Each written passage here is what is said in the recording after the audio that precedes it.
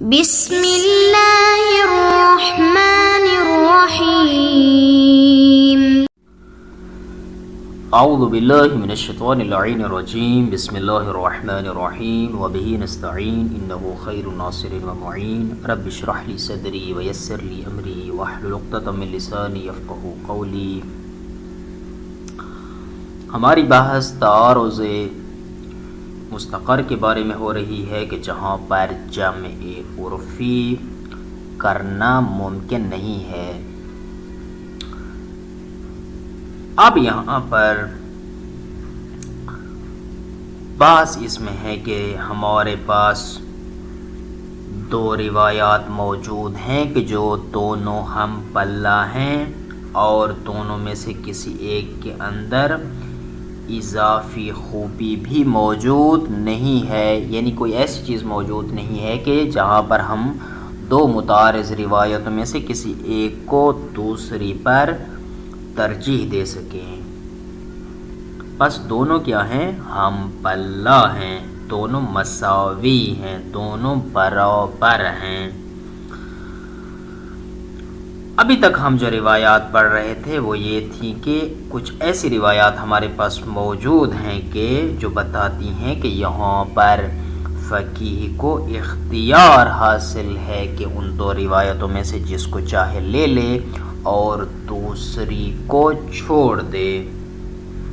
البتہ یہ اختیار جو ہے اگرچہ بعض علماء کہتے ہیں کہ یہاں پر تخییر استمراری ہے، لیکن ہمارا موقف صاحب کتاب فرماتے ہیں کہ یہ ہے کہ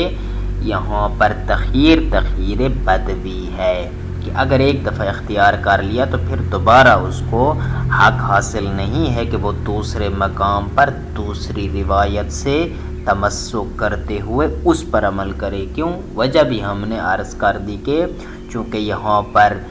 علم اجمالی آ چکا ہے اور عمل کی صورت میں اگر تخییر استمراری کے قائل ہوتے ہیں تو یہاں پر مخالفت قطعیہ در مقام عمل لازم آتی ہے، اور مخالفت قطعیہ علم اجمالی کی صورت میں کسی بھی صورت میں برداشت نہیں ہے، شارع مقدس کسی بھی صورت میں اس پر راضی نہیں ہے۔ آج کا ہمارا درس یہ ہے کہ فرماتے ہیں کہ ہمارے پاس کچھ ایسی روایات بھی موجود ہیں کہ اگر دو روایتیں آپس میں ہم پلہ ہیں اور ان کے مدالیل ٹکراؤ کر رہے ہیں اور ایک کہتا ہے کہ واجب ہے، دوسرا کہتا ہے کہ واجب نہیں ہے، یا دوسرا کہتا ہے کہ حرام ہے، تو وہاں پر ہمارے پاس کچھ روایات موجود ہیں کہ جو ایسے امور میں، ایسے مقامات پر، ایسے موارد میں توقف کی طرف رہنمائی کرتی ہیں اور کہتی ہیں کہ ایسی صورت میں توقف اختیار کیا جائے، انتظار کیا جائے تب تک جب تک کہ امام علیہ السلام سے ملاقات نہ ہو جائے، اور ملاقات ہو جانے کے بعد پھر مسئلے کو منوعاً واضح نہ کیا جا سکے، یا یہ کہ اگر امام علیہ السلام نہیں مل سکتے ہیں تو پھر واجب ہے کہ ان افراد سے ملاقات کی جائے کہ جو ان کے علوم کو، جو ان کے بیان کردہ حقائق کو گہرائی سے جانتے ہیں۔ بس ہمارے پاس اس طرح کی روایات موجود ہیں کہ جو توقف کو بتاتی ہیں، احتیاط پر عمل کرنے کو بتاتی ہیں، نہ کہ جو ہے وہ تخییر کو جو ہے وہ بتاتی ہیں اور تخییر پر عمل کرنے کو کے جواز کو جو ہے وہ فراہم کرتی ہیں۔ اب ان روایات کا جو ہے وہ کیا کریں؟ یہاں پر جو ہے وہ ان روایات کے درمیان پھر کیسے جمع کریں گے؟ ان میں سے ایک روایت جو ہے وہ کلینی کی ہے کہ جو سما سے نقل کرتا ہے کہ امام صادق علیہ السلام سے جو ہے وہ پوچھا گیا کہ میں نے ایک ایسے مرد کے بارے میں سوال کیا کہ جو ہمارے اہل دین میں سے ہے، یعنی شیعہ ہے، اور دو مختلف روایات لے کر آتا ہے کہ دونوں جو ہے وہ مختلف روایات لے کر آتے ہیں کہ ان میں سے ایک کی روایت دوسری سے کیا ہے؟ متعارض ہے۔ تو ایک کہتا ہے کہ مثلا عمل کرو، ایک کہتا ہے کہ دوسرا کہتا ہے کہ اسی مورد میں جو ہے وہ عمل نہ کرو، یعنی نہیں ہے۔ اب یہاں پر کیا کیا جائے؟ تو امام علیہ السلام نے فرمایا کہ یہاں پر انتظار کیا جائے یہاں تک کہ پھر اس کی جو ہے وہ ملاقات امام سے ہو جائے، تو وہاں سے جو ہے وہ مسئلے کو کلیئر کرے۔ اسی طرح ایک روایت بھی ہے کہ جو مقبول ہے، عمر بن حنظلہ کی ہے، جو کہ معروف ہے کہ یہاں پر سائل نے سوال کیا ہے کہ ایسی دو روایات ہیں کہ جو ہم پلہ ہیں، برابر ہیں، ان میں مرجح موجود نہیں ہے اور دونوں کا جو مدالیل ہیں وہ متعارض ہیں، تو یہاں پہ کیا کیا جائے؟ تو فرمایا کہ یہاں پر انتظار کیا جائے تب تک جب تک کہ امام سے ملاقات نہیں ہو جاتی۔ پھر فرمایا تھا کہ فَإِنَّ الْوُقُوفَ عِنْدَ الشُّبْهَاتِ خَيْرٌ مِّنَ الْإِقْتِحَامِ فِي الْحَلَقَاتِ، کہ شبہ کے وقت جو ہے وہ توقف اختیار کرنا اور رک جانا یہ حلقات میں گھرنے سے اور حلقات میں پڑ جانے سے بہتر ہے۔ بس یہاں پر اگرچہ دو روایتیں، ایک کلینی کی ہے اور ایک مقبول عمر بن حنظلہ ہے، اگرچہ پہلی اس بات کو ثابت کرتی ہے کہ ابتدائے امر سے ہی توقف کرنا ہے، شروع ہی سے توقف اختیار کرنا ہے، جبکہ دوسری اس بات کا امر کرتی ہے اور حکم دیتی ہے کہ دیکھا جائے کہ ان میں سے کسی کو ترجیح حاصل تو نہیں ہے، اگر حاصل ہے تو اس پہ عمل کر لو، اگر نہیں ہے تو پھر وہی ہمارے والی بات آ جاتی ہے کہ پھر جو ہے وہ توقف اختیار کرو۔ تو بس یہاں پر ثابت یہ ہوتا ہے کہ تخییر کی نفی ہو رہی ہے اور یہاں پر توقف کو ثابت کیا جا رہا ہے۔ تو جواب میں جو ہے وہ صاحب کتاب فرماتے ہیں کہ جواب انتہائی آسان ہے کہ یہ جو روایات آپ نے پیش کی ہیں یہ درست ہیں، ہم بھی ان کو قبول کرتے ہیں، لیکن آپ نے روایات کے متن میں غور نہیں فرمایا۔ اگر آپ روایات کے متن میں غور فرمائیں تو یہ روایات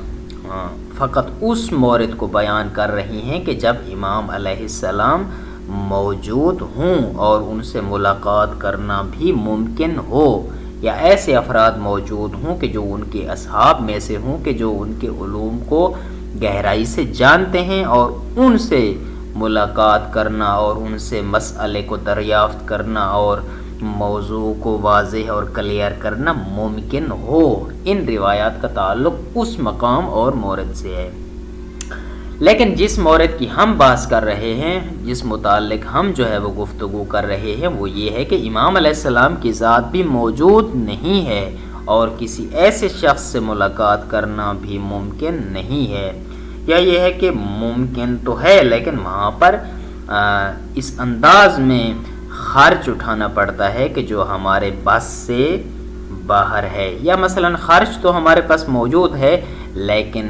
مسافت اس قدر بعید ہے کہ جس سے جو ہے وہ حرج و مرج لازم آتا ہے، تو فرماتے ہیں کہ وہاں پر ہم اصالت التخییر کے قائل ہوتے ہیں، چونکہ وہاں پر ہمارے پاس کوئی اور چارہ نہیں ہے۔ اب مکلف مقام تحیر میں ہے اور تکلیف بھی اس کی گردن پہ آ چکی ہے، اب یہاں پر کوئی اور چارہ ہے ہی نہیں مگر یہ ہے کہ وہاں پر اصالت و تخییر کو جاری کیا جائے اور دو متعارض روایتوں میں سے کسی ایک کو اپنا کر اس پر عمل کیا جائے، اور جو تکلیف گردن پہ آ چکی ہے اگرچہ احتمالاً ہی صحیح لیکن یہ ہے کہ اس کو بہر صورت انجام دیا جائے۔ آگے جو ہے وہ یہ تو صورت اولی ختم ہو گئی ہے کہ جہاں پر دو روایتیں آتی ہیں کہ جن روایات میں سے کسی ایک کے اندر بھی مرجح موجود نہیں ہے۔ صورت ثانیہ ہم آج انشاءاللہ بطور مقدمہ اس کو پڑھیں گے اور جو اصل بات ہے وہ کل سے شروع کریں گے، کہ جہاں پر دو روایتیں آتی ہیں اور دونوں کے مدالیل آپس میں متعارض ہیں، لیکن یہ ہے کہ وہ ہم پلہ نہیں ہیں بلکہ وہاں پر دو روایتوں میں سے کسی ایک کے اندر کوئی نہ کوئی مرجح موجود ہے، کوئی مزیت موجود ہے، کوئی اضافی چیز موجود ہے کہ جس کی وجہ سے اس کو دوسری پر پریفر کیا جا سکتا ہے، ترجیح دی جا سکتی ہے۔ اب ترجیح کی صورت میں جو ہے وہ فرماتے ہیں کہ یہاں پر ہم 3 مورد میں جو ہے وہ بحث کریں گے۔ اگر ایسی روایات آ جاتی ہیں تو وہاں پر ہم 3 مقامات پہ بحث کریں گے۔ پہلا مقام یہ ہے کہ سب سے پہلے ان مرجحات کی شناخت کے بارے میں بحث کریں گے کہ یہ مرجحات کون کون سے جو ہے وہ چیزیں ہیں کہ جو مرجح قرار پا سکتی ہیں، چونکہ ظاہری سی بات ہے کہ پھر ہر ایک چیز جو ہے وہ ہم اپنی طرف سے جیب سے اس کو مرجح قرار دے کر جو ہے وہ حکم لگاتے پھرے کہ بس یہ روایت دوسری پر ترجیح رکھتی ہے، اس طرح کی کوئی ترخیص نہیں ہے۔ بس شناخت کرنی ہوگی کہ کون کون سی ایسی چیزیں ہیں کہ جو واقعتاً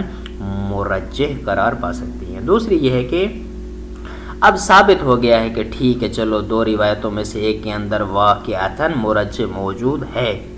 اب اس ترجیح والی روایت پر عمل کرنا درست ہے، اسی کو لے لیا جائے، لیکن بحث اس میں ہے کہ آیا اس کو لینا واجب ہے اور دوسری کو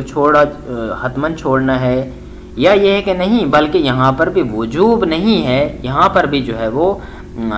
کیا کہتے ہیں کہ اگر آپ اس کو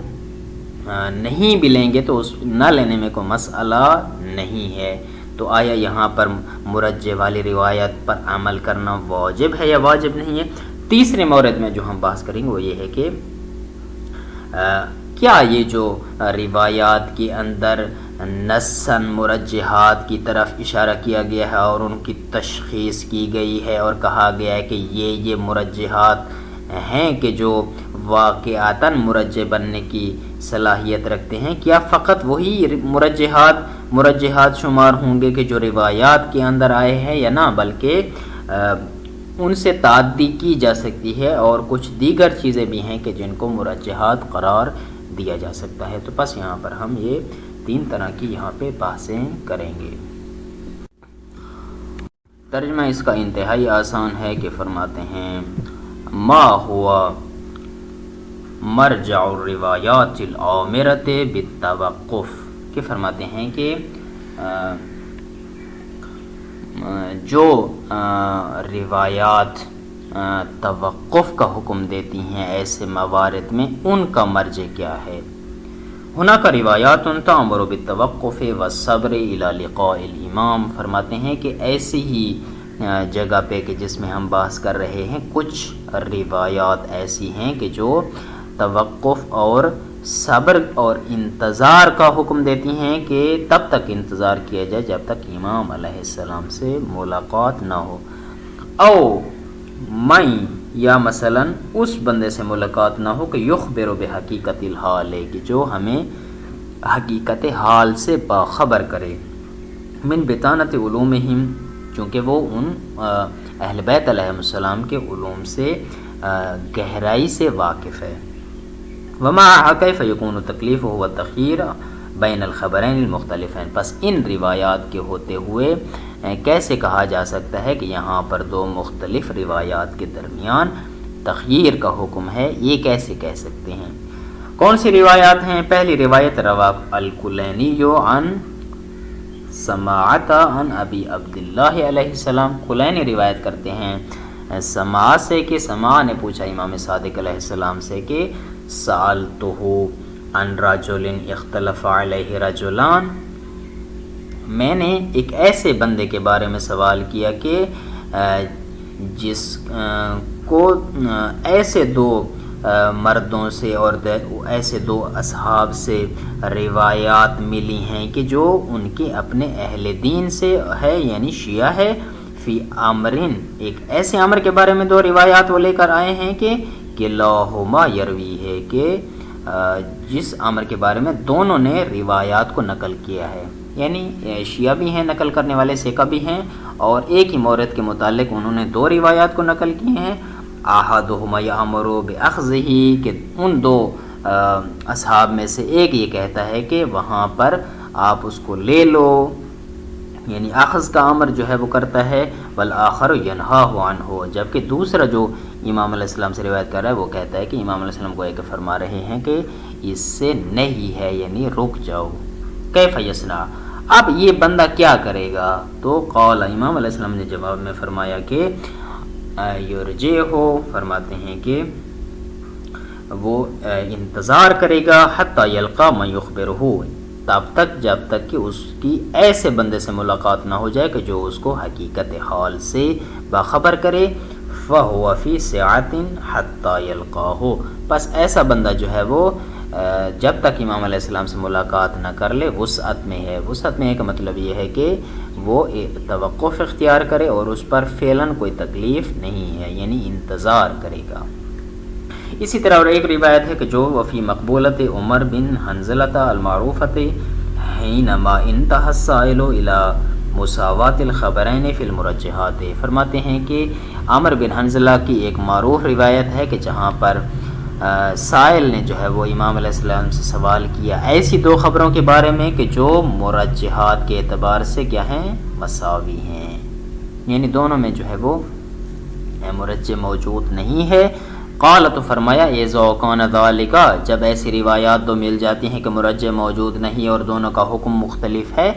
فرجے ہو تو پس کیا کرو، انتظار کرو، حتی تلقى امامک جب تک کہ تم اپنے امام سے ملاقات نہ کر لو. فرمایا فإن الوقوف عند الشبہات خیر من الاقتحام فی الہلاکات کہ شبہ کے وقت توقف اختیار کرنا اور رک جانا یہ ہلاکات میں گھرنے سے اور پڑ جانے سے بہتر ہے. والاول یامر بالتوقف منذ بدء الامر البتہ جو پہلی روایت ہے کلینی کی وہ ابتدائے امر سے ہی توقف کا حکم دیتی ہے. والآخر یامر به دوسری بھی توقف کا حکم دیتی ہے لیکن بعد مساواتها فی المرجحات لیکن وہ کہتی ہے کہ پہلے مرجحات کو دیکھ لو، کوئی مرجح موجود نہیں ہے تو پھر توقف اختیار کرو. اور ہم بھی اسی میں بحث کر رہے ہیں کہ یہاں پر کوئی مرجح موجود نہیں ہے. وعلی کل تقدیر بہر صورت جو بھی ہو، چاہے بدء امر ہو چاہے بعد مساواتها فی المرجحات ہو، ینفیون التخییر دونوں جو ہے وہ تخییر کی نفی کر رہی ہیں. اب صاحب کتاب جواب دیتے ہیں کہ یہ جو معنی نفی میں آپ نے ان روایات کو بیان کر کے توقف اختیار کرنے کو واجب قرار دیا ہے تو فرمایا کہ ان هذا القسم من الروایات محمول على صورت التمکن من لقاء الامام. فرماتے ہیں کہ یہ جو روایات آپ نے بیان کی ہیں، روایات کی ان اقسام کو ہم حمل کریں گے اس صورت پر کہ جس صورت میں امام علیہ السلام سے ملاقات کرنا کیا ہو، التمکن یعنی ممکن ہو، او من لقاء بطانت علومہم یا ایسے بندے سے ملاقات کرنا ممکن ہو کہ جو ان کے علوم کو گہرائی سے جانتا ہے. ویشہد لہذا الجمع نفس الحدیثین پس اس سے یہ گواہی ملتی ہے کہ جہاں پر ہم دونوں حدیثوں کے درمیان جمع کر سکتے ہیں. ففی الاول یرجعہ حتی یلقى من یخبرہ پس پہلی صورت میں کہ جو پہلی روایت آئی ہے کہ جہاں پر انتظار کرو تب تک جب تک کہ ایسے بندے سے ملاقات نہ ہو جائے کہ جو کیا ہے اس مسئلے کی خبر دے، اے یخبرہ بحقیقت الحال یعنی جو حقیقت حال کی خبر دے، اس سے ملاقات کے ٹائم تک انتظار کرو. وما هو الصحیح من الخبرین یا جو مثلا جو ہے وہ دونوں خبروں میں سے جو صحیح ہے. وفی الثانی اسی طرح جو دوسری روایت ہے وہ بھی کیا ہے، فرجے ہو حتی تلقى امام کا انتظار کرو تب تک جب تک کہ امام سے ملاقات نہ ہو جائے. ومن لاحظ الروایات الامرۃ بالتوقف یلمس ذلک بس جو بندہ ان روایات توقف کے اندر کیا کرتا ہے، لحاظ کرتا ہے، غور کرتا ہے، ان کو ملحوظ خاطر رکھتا ہے، ان میں تفکر کرتا ہے تو وہ اس چیز کو دیکھ لیتا ہے، یعنی وہ اس جمع کو جو ہے وہ کیفیت کو حاصل کر لیتا ہے کہ یہاں پر جمع کرنا ممکن ہے. فَإِنَّ مِنَ الرُّوَاةِ مَنْ كَانَ يَتَمَكَّنُ مِنْ لِقَاءِ الْإِمَامِ وَالسِّمَاعِ مِنْهُمْ بس وہ روایات کے جو اس بات پر دلالت کرتی ہیں کہ امام علیہ السلام سے جب تک ملاقات ممکن نہ ہو تب تک توقف کرو، اسی طرح جو ہے وہ جب تک کوئی نہ کوئی ان سے بات سن نہ لو تب تک توقف اختیار کرو. وَمِنْهُمْ مَنْ لَمْ يَكُنْ مُتَمَكِّنًا مِنْ لِقَائِهِ عَلَيْهِ السَّلَامِ إِلَّا بِبَذْلٍ مُؤْنٍ اور کچھ روایات ایسی بھی ہمارے پاس موجود ہیں کہ وہ فرماتی ہیں کہ مَنْ لَمْ يَكُنْ مُتَمَكِّنًا مِنْ لِقَائِهِ عَلَيْهِ السَّلَامِ جہاں پر کیفیت یہ ہے کہ امام علیہ السلام سے جو ہے وہ ملاقات کرنا ممکن نہیں ہے مگر اس حال میں فقط ممکن ہے کہ ببذل مؤن کہ جہاں پر کوئی بڑا جو ہے وہ بڑی قیمت ادا کرنی پڑتی ہے، بہت کچھ جو ہے وہاں پہ خرچ کرنا پڑتا ہے. یا خارج کا مسئلہ تو نہیں ہے لیکن وقت مسافت بعیدہ، لیکن ایک جو دور دراز کا راستہ ہے کہ جس کو جو ہے وہ کاٹ کے جانا ہے اور وہاں تک پہنچنا ہے، تو یہ منزل بعید ہے کہ جو حرج و مرج کا سبب ہے۔ تو فالامر بالتوقف راجع الی المتمکن، پس وہ روایات کے جو توقف کا بتاتی ہیں ان کا مرجع فقط وہی صورت ہوگی کہ جب امام علیہ السلام سے یا ایسے بندے سے کہ جو ان کے علوم کو گہرائی سے جانتا ہے، جب ان سے ملاقات ممکن ہو، ملاقات میں کوئی مسئلہ نہ ہو۔ پس وہ روایات کے جو توقف کا کہتی ہیں وہ